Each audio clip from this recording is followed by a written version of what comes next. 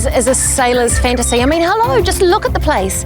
And it's here with these calm bays and pristine waterways where Greg and Sue White decided to ditch their corporate life in Auckland and drop anchor. Businessman Greg saw the potential in the wine industry, so they bought a piece of land in the Wairoa Valley, built a shed, and White Haven's been riding a wave of winemaking success ever since. Before he succumbed to cancer in 2007, Greg White's big project was making this lovely walled garden a beautiful spot to catch up with Sue. And what was Marlborough like, back in those, when you first sort of set up White Haven? In 94, it was nothing like Auckland at all. It was coffee, little tea shops instead of, cafes, and it was very, very little. This was a cherry orchard. Okay. You could go and buy cherries, apricots and apples. There was limited grapes planted.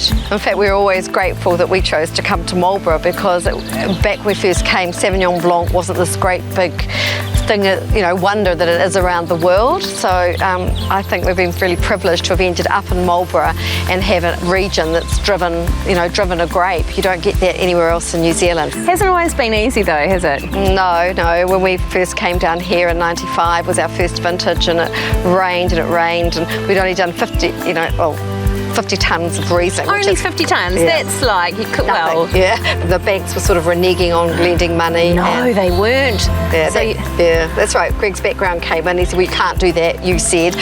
So I remember the guy coming in, talking to us. He said, well, I put my balls on the line, so I hope you can pay it back. And I remember that distinctly. Anyway, we did. And in fact, that year, we had a fantastic winemaker, and we got a gold in a year for our Riesling that, people, botrytis and slippy skin and slime. It was a dreadful season, but we pulled through. Pulled through to make some pretty special Sauvignon Blanc. You'll enjoy this. Fantastic. Look at the colour. It's like white gold. It sort of sparkles. And cheers. Thank you, Sue. You're welcome. Oh, I love that smell. It's like this sort of burst of passion fruit and lime and crushed sort of basil herbs. And it's really, no one else can replicate it, so we're very, very lucky. It's the quintessential Marlborough Sauvignon. Yeah. And you know what I really like about this? Is it doesn't have that sort of squinty acidity. No, it's really well-rounded, isn't it? Really nice and fleshy and... Yeah, no, it's a great Sauvignon. Thank goodness for my winemakers. Cheers to them. And the winemakers couldn't do it without the growers, led by this lady. Got your MBA, is that right? From Victoria. From Victoria. So how's that as a viticulturalist? I'm not sure if I've ever met a viticulturalist with an MBA before. Well, I had a technical degree. In fact, I had 2 of those. I like studying. But if you don't have the business model successful for both the grower and the winery, then it's just not going to work. This is the home vineyard. It wraps around the winery. Yep. But you have a lot of people actually growing for you. Yeah, we have a significant population of growers. It has to be a good fit. The fruit from their sites has to work with our blend and give us the characteristics that we're after. And they have to like the way we work, and we have to enjoy the way they work for it to be a pleasant working commercial relationship. My name's Andy Peter. I own this vineyard here in the Arrochary Valley, and we've been growing grapes for White Haven for perhaps 10 years now. Hi, I'm Jo Greek. Welcome to Tempalo Vineyard. We have a 12.5 hectare vineyard, entirely Sauvignon Blanc, with a little bit on the hill behind me and Pinot Noir. We supply White Haven and have done so since our first harvest in 2006. Hi, my name's Chris Murphy. We're here on our family vineyard and orchard in Blenheim. We grow apples and pears, plus about 31 hectares of vineyard. We supply a lot of those grapes to White Haven, who take some of our Sauvignon Blanc and Pinot Noir. And Martin looks after the home block where the Pinot Gris grapes grow.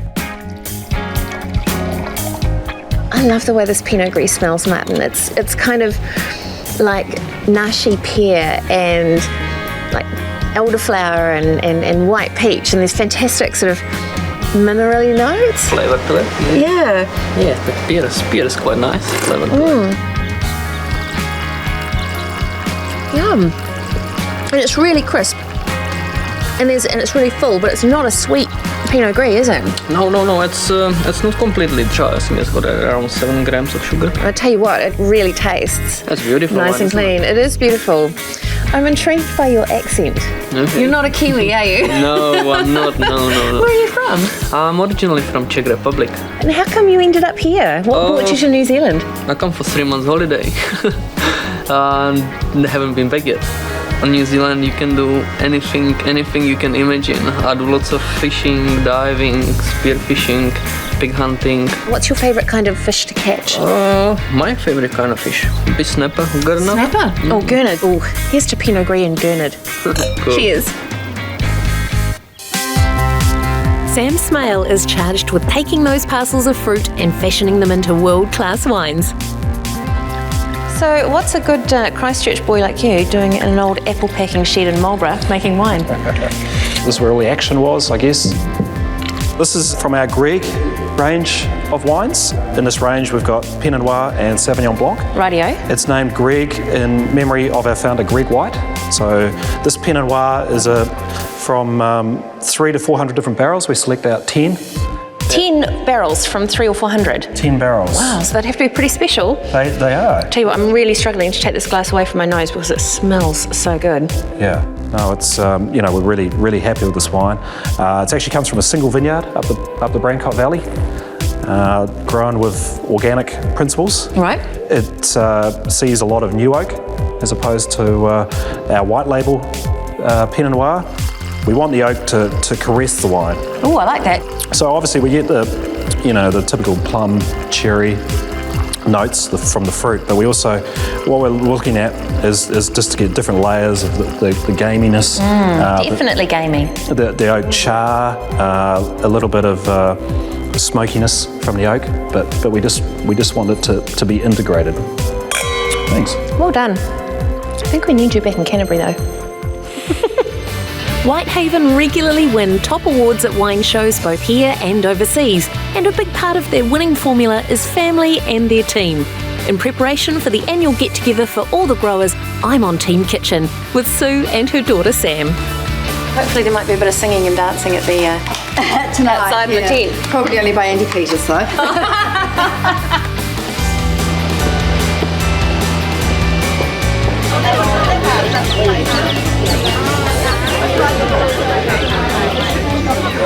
Thank you all again for coming. We appreciate all that you do and helping us making fantastic wine. And we've got the trophy for the Sauvignon Blanc this year, and just recently we picked up the elite gold for our Pinot Gris at the New Zealand Award.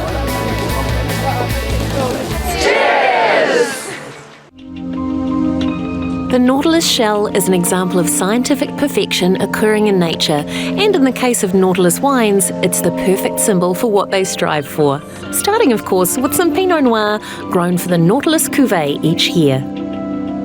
This is a very special vineyard for us because this is where we start our harvest every year. So the first grapes that you pick? It's always the first grapes we pick. It's quite an early block. It's a Dijon clone of Pinot, so it's a great thing to sort of get the harvest underway. As soon as the grapes are in the press, we sit down and celebrate it with a glass of bubbles, of course. Fantastic. And it really, gets us on the journey of vintage. Oh, I like the idea of journeys of vintage, and I like the idea of bubbles.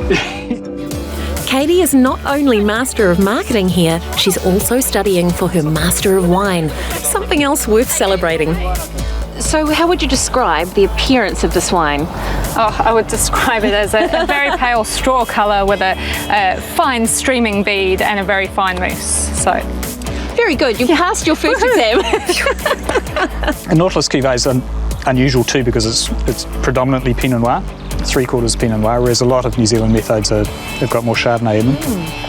But the Pinot gives it some nice richness and structure, and that's always been our style. And it's in fact, there's a trophy that it's won in Sydney a few times now, that it was the first non-champagne sparkling wine to ever win the trophy. Huh.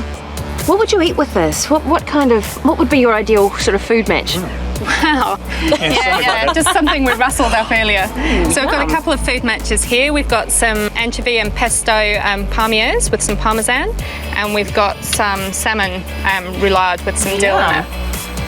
Oh wow! The citrus, the lemony, creamy salmon, with the wine, just outstanding. The roulette's pretty good too, actually. That's where you get that bready character coming through, and a little bit of parmesan gives it that sort of complex, slightly cheesy character. I'm never going to get skinny on this job. It's an occupational hazard. Yeah. Unfortunately. Clive, you're right. Good wine. That's really good. Food. The team at Nautilus are passionate about Pinot Noir, and this is the gorgeous vineyard that produces some of the best grapes for them.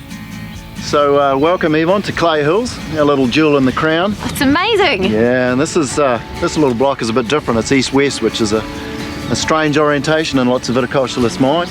But what does the fruit from here go into? Well, a good portion of it obviously goes into our Nautilus premium Pinot, but and year to year, a good hunk of it will also go into the full barriques, which I think you're going to have a look at later on. Ooh, can't wait. So yeah, it's a very special block for the company, special for me. I love working up here. It's what viticulturists get out of bed in the morning for, is these sort of vineyards.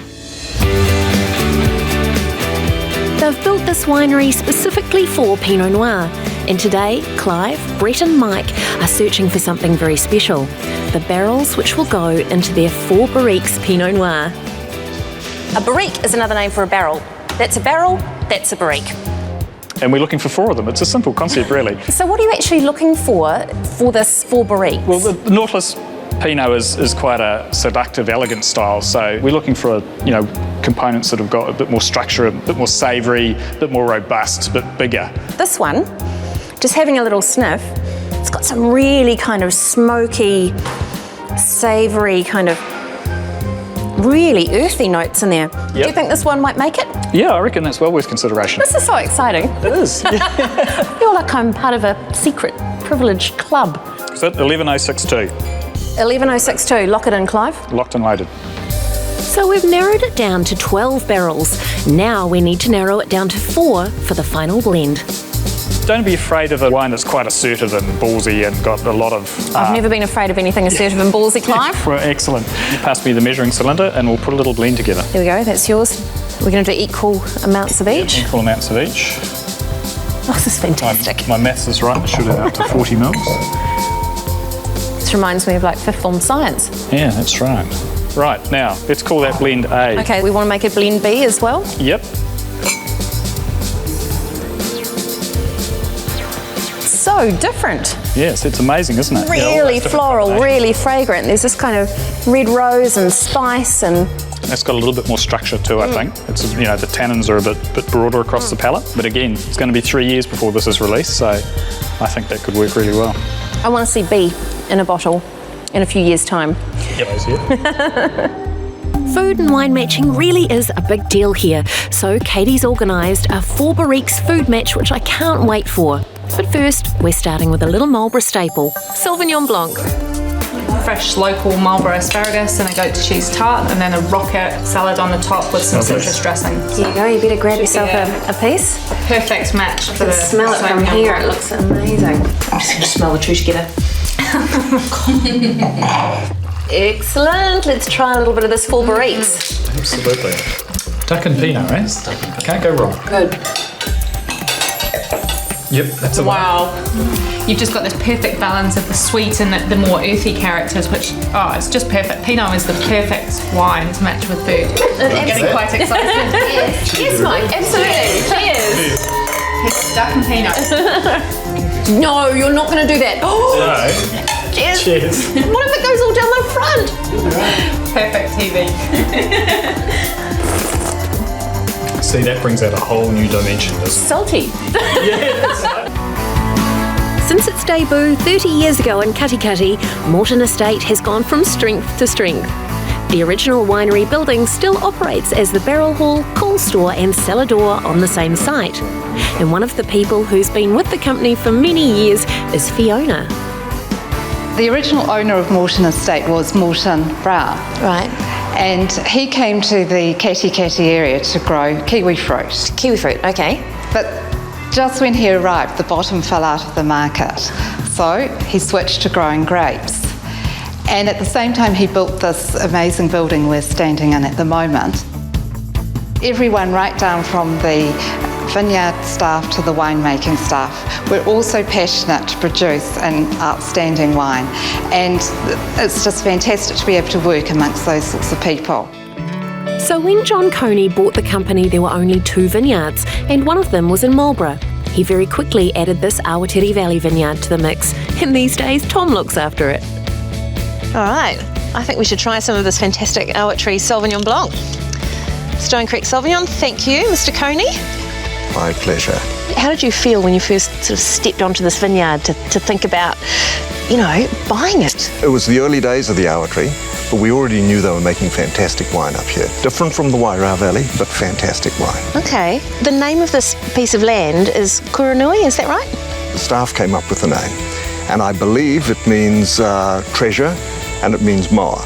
Well, we're not going on a moa hunt today, but we found ourselves some pretty fantastic Sauvignon Blanc, haven't we? Fantastic, all right. It's she's a stunner, and it just shows you what the Awatiri can produce, you know. And it's really herbaceous, isn't absolutely. it? Really herbaceous, but not sweaty and it doesn't have that kind of squinty acidity. It's quite soft and plush. The capsicum comes through, the grassiness as well, and it's got some pretty good structure too. What is it about this part of Marlborough that makes it so fantastic for growing grapes? It's the elevation, and it's the cooler climate, and the extremities of the climate as well. You know, it's not unheard of for us to be pushing 40 degrees during the day. No way, really? Yeah, 40? 40, yeah, so we try and get most of our work done before lunch. Always wise, I try to as well. Absolutely, and then overnight, it can be as cool as, 4, 5, 6 degrees. There's no better place than New Zealand to be in the wine business. Also, you like to be associated with people who are passionate and professional and dedicated, and we've certainly got that at Morton's. I think we should salute you and your great team. Cheers. Absolutely, cheers. Cheers, and the Awatiri. Cheers, and the Awatiri. As well as Marlborough, Morton also have vineyards in Hawke's Bay, some Syrah from the Bridgepar Triangle, and up here in Marapiro, they grow Riesling and Pinot Gris. Welcome, I'm John Arledge and you're at Morton Estate's Vineyard in Marapiro. Morton's came out here, we were one of the first producers to come to this side of the river. People thought we were nuts because it was so far out. My wife thought it was nuts because I had to bring her out here. These soils, all pure red metals with the smallest amount of topsoil, so it gives us complete control over viticultural practices. We belong to the Sustainable New Zealand system and we try and do things in a sustainable manner, obviously, with sheep doing a lot of our manual work with leaf plucking and so forth. And really, it's a beautiful part of the country to live. On the other side of the Narururu River is the aptly named Riverview. It's here that the grapes grow for some outstanding and iconic Chardonnay. Tell me about the Canelio. Canelio for us is the pinnacle of our Chardonnays. It's a wine that we only produce in very special years. Okay. Yeah, it's like white gold, gorgeous. It's a very elegant wine. It has very ripe fruit characters, honey, caramel, butterscotch. It is a very powerful wine and it's just absolutely delicious. It's like creme brulee inside a little toasted oak bowl. Yeah. You know, it's gorgeous and there's grapefruit and there's little hints of vanilla and spice and it's just so slippery and kind of elegant. It just sort of slips down. Tell me, this wine, it's won a hefty whack of awards over the years, hasn't it? It's won the best Chardonnay in the world at back-to-back at the Decanter Wine Awards in London. That's extreme. It is, and this wine here on its first outing has won a gold. So where does the name Canelio originate? It's Italian for rabbit. Right. The proprietor of Morton Estate is John Coney. Okay. And Coney is French for a type of rabbit. And the flavours are just leaping out of the glass. It certainly does. It does. See, that was quite clever what I did there, eh? That was brilliant. Cheers. Cheers. Another style of wine that all the vineyards contribute to is their Méthode Traditionnelle. Morton Estate make a range of 9 different sparkling wines using the old methods. Now, once the wine is in bottles, it re-ferments and is then handled with care every step of the way until it leaves for market. And the latest winemaker in charge is Will Sheilds. The winery is absolutely humming, although I was going to say fizzing, because you're making sparkling wine here at the moment, aren't you? Yes, we are. We're doing our tirage, which is today. what am I leaning on here? These are quite crazy looking bins. This is basically a riddling bin. This is our manual method, and we get a strong person, stronger than me, to move them around just to get all that yeast right down to the bottom. Right. We freeze the neck. Okay. And then take the top off, and the pressure inside the bottle will expel that frozen plug of yeast. Got some of the new We have. premium brut just waiting to be put in, One I to be labelled. Yeah. I'm not going to pop it. I'm not going to, because that's what rally drivers do and people that win sporting events. Okay. Correct way is to gently ease it out of the bottle. Well, that was very stylishly done. Yeah. Wow. You're always looking for a bead, and the bead's the fancy term for the bubbles rising up. So you want a fine, consistent bead, and then you want a persistent mousse. And the mousse is the foam, Yes. the creamy foam on the top. Yes. It smells really lovely. It's got this kind of bread crust and nutty aroma to it. Yes, and that's from the lees aging, basically. Very good value for money. It's so tasty. And I think it actually even tastes better down here with its mates. Well, it should do. Wine always tastes better at the winery, they say. Cheers to that. Cheers, Yvonne. Yay. Something else that tastes amazing around here is the local Bay of Plenty seafood and produce. Oh, Thank you. Smells delicious. That's incredible. Really does. It's all cooked with love. Enjoy. Oh, that looks so fantastic. The Bay of Plenty is certainly renowned for its seafood, so it's lovely to be able to have this with the Morton non-vintage brut. Scampi yabbies. No, why not do you call them scampi yabbies? Now I'm going to try the sparkling with this beautiful hollandaise mussel. So creamy. The lovely butteriness and the citrus spice. It goes really well with this, doesn't it? It's beautiful. To the guys out there growing the grapes that have actually made these wines happen. I think they've done an absolutely spectacular job. So I think cheers to Pete and John and Tom. Yep. And to you guys. Cheers. Yeah, well cheers. done.